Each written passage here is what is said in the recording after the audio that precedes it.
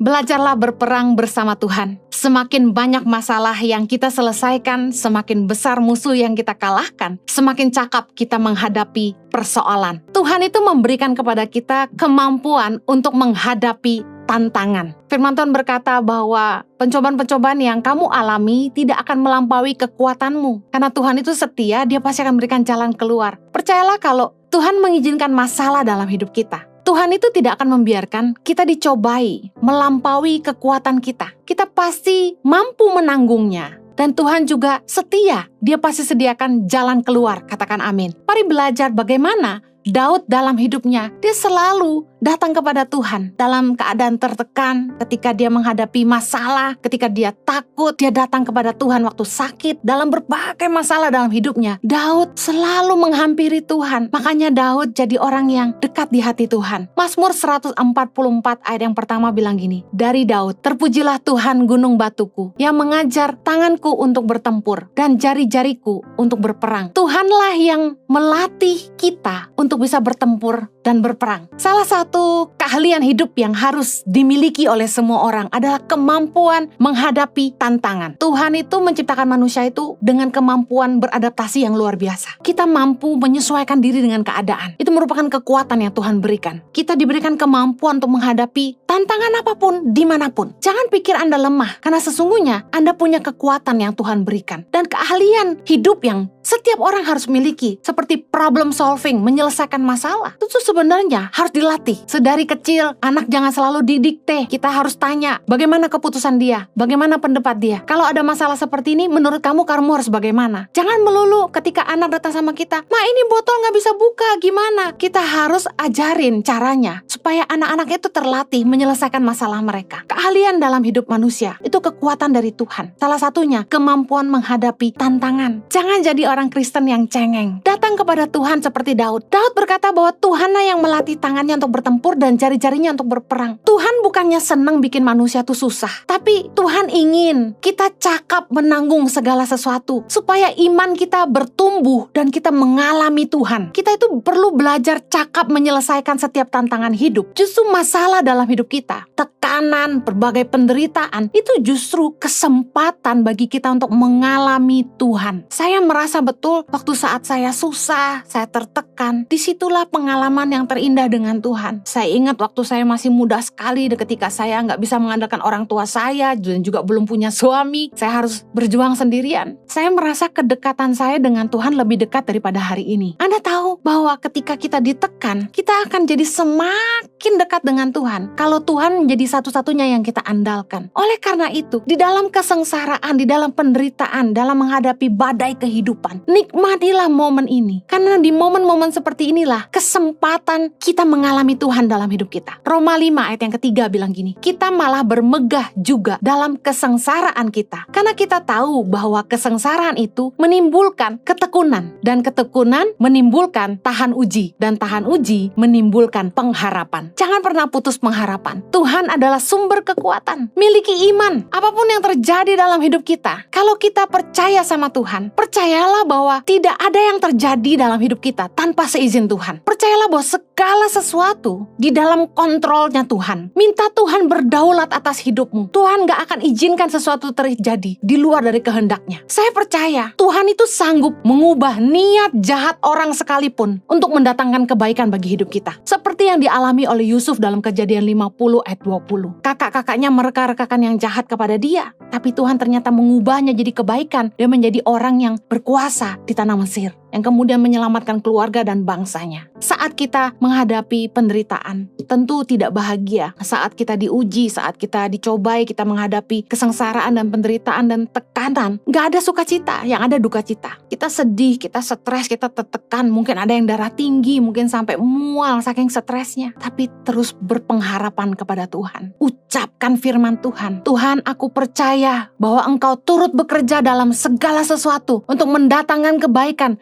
bagi aku yang mengasihi Engkau, bagi aku yang terpanggil sesuai dengan rencanamu.